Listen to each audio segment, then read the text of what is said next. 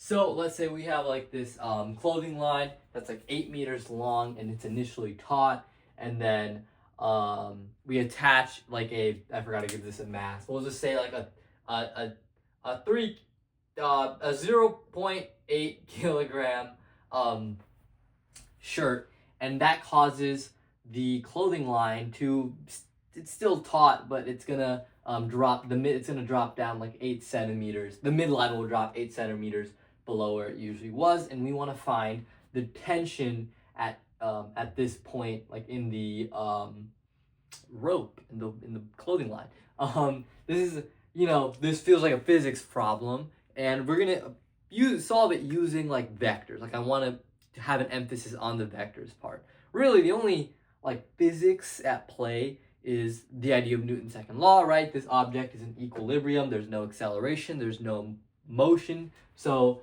the sum of all the forces is going to equal 0. Now, what are all the forces, right? On this point of contact, right? What are the forces at play? Well, hey, you have your force tension here. You have your force tension here. And I'm going to call this T1 and T2, right? So T1 right here, T2 right here, and they are vectors, right? They have a magnitude and direction. And we have the weight force right here. So really, what I can write is the tension 1 plus the tension 2 plus the weight is an equal to 0. And you might be saying, well, hey, the weight is directed downward. Shouldn't it be negative? Well, when we do those problems in physics, we don't really need to work with the vector nature, right? We already kind of split the components in our head. We make values negative. We assign them direction. But because we're dealing with vectors, like specifically, these are vector quantities, right? Making a vector negative, all that does is just flip its direction. What we really are concerned about is when we add all of these vectors together, right? When we do our tip to tail, when we add all the vectors, we should get a vector result of 0. The net force, right? The net force is a vector, and that should have, that should be 0 in this case, right? So the tension, the sum of the tension and the weight should equal 0. And when we subtract both sides by weight, we get that the tension 1 plus tension 2 needs to equal negative of the weight vector. And that makes sense, right? When you add up tension 1 plus tension 2, you should get a vector that, I guess I can use another color here. You should get a vector, right, that's pointed up. So if I'll say T1 plus T2, and this needs to be the same magnitude as W, right, but then directed the opposite way so that the net is going to equal 0. So that makes sense. Like, this physically should hopefully make sense. We just need to go about solving this, right? So I'm going to work with vectors here. So, well, one thing I know for sure is that the right hand side of this equation, right, we're basically getting negative and then some components. So we're going to do we're going to say, well, in the x direction, the weight vector has 0, like there's no component in the x direction.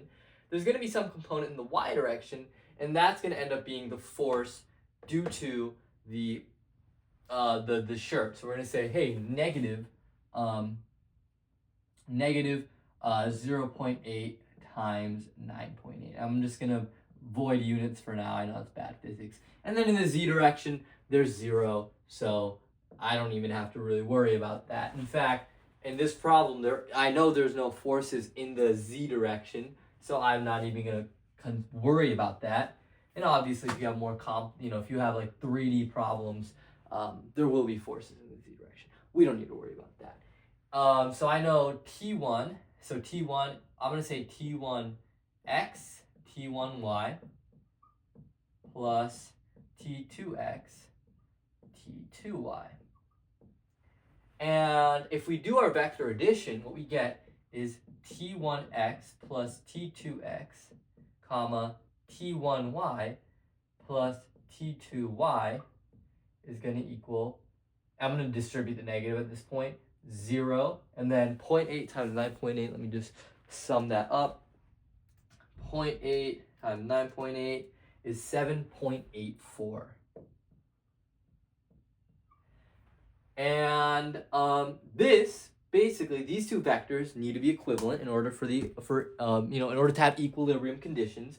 And so really we get that in order for these vectors to be equal, the components have to be equal. So t1x plus t2x need to sum up to 0, and then t1y plus t2y need to equal 7.84. And these are the same equilibrium equations that you usually get in physics, where we always say like the F net in the x direction needs to equal 0, F net in the y direction needs to equal 0. Because in those cases, we're kind of like assigning, we're not really dealing with vectors, we're more so dealing with the scalar quantities, and we're just assigning direction like x and y. But with vectors, they have direction, like inherently they have direction, so we could just set up one equation and then use vector math to get our equilibrium equations. So in this case we can start thinking about, well, I know that in this case the magnitude, so t1x, what is t1x? Well, that's the same as the magnitude of t1 times, well, there's going to be this angle right here, theta. And t1x is really going to be, let's bring this over here. If I draw my diagram, my vector diagram, right? This theta right here is the same as this theta. So the x component is going to be the cosine component of the magnitude t1, right? Or it's going to be it's going to be the magnitude multiplied by cosine theta. So t1 cosine theta is going to equal negative t2 if I just subtract over cosine theta. And actually, I'm gonna flip these around just so that the t2 is the -1. It's fine. So the cosine thetas drop because it's going to be the same theta from both sides, right? These are you can prove the geometry using, I don't know, maybe one of the proofs you do. These are similar triangles. It's congruent triangles. The cosine thetas will drop. So I get t1 is equal to magnitude to negative t2. So now what I can do is I can solve this equation, right, with substitution. So I know t1y, the y component is going to be the sine theta. Like it's going to be the magnitude multiplied by sine theta. So I can say, well, t1y magnitude t1 sine theta plus, what's t2y? T2y is just the magnitude of t2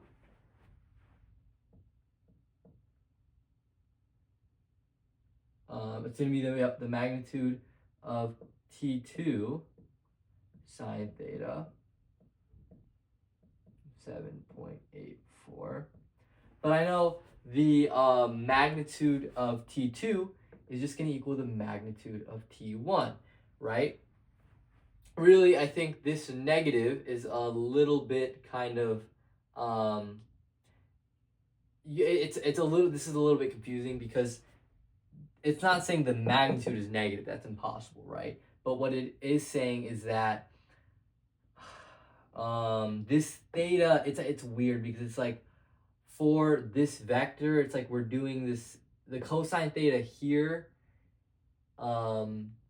It's something to do with the fact that I think it's the same theta, but it's like 180 plus theta because you're adding vectors, so that negative pops out. I don't know specifically why, actually. I just encountered this just now. I noticed, wow, don't you do that?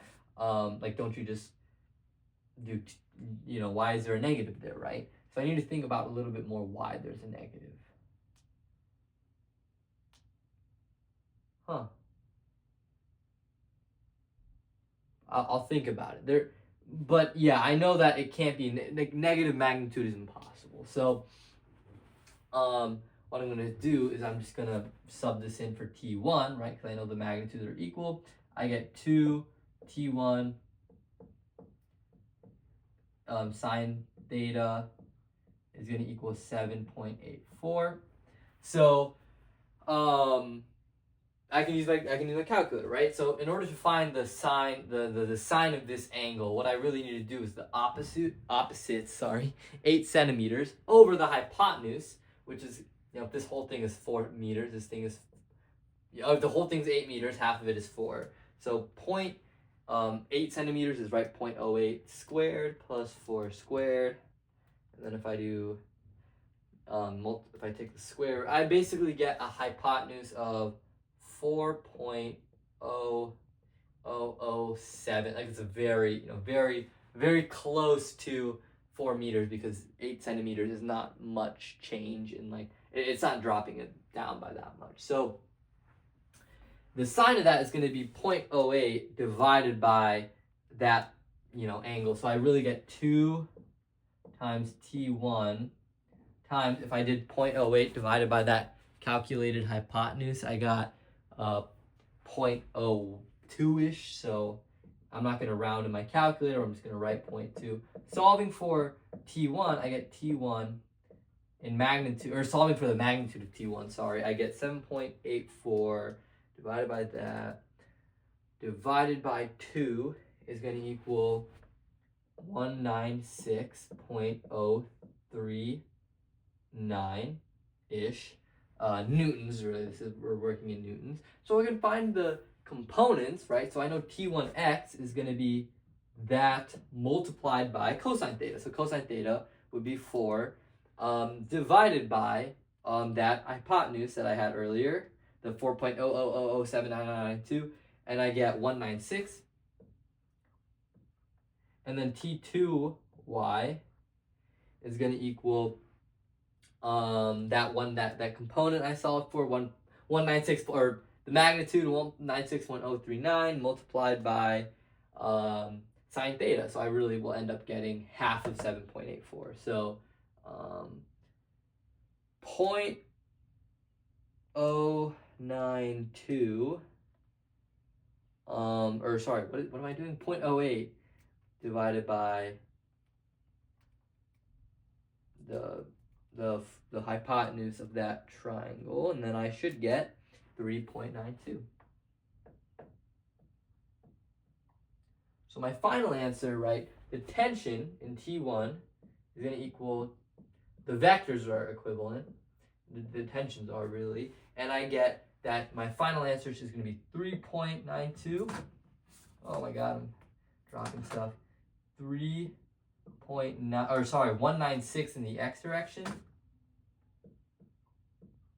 newtons, I guess, and then 3.92 newtons. And yeah, that is how you can solve an a simple equilibrium problem like this, just using some simple vector stuff. All right, thank you for watching.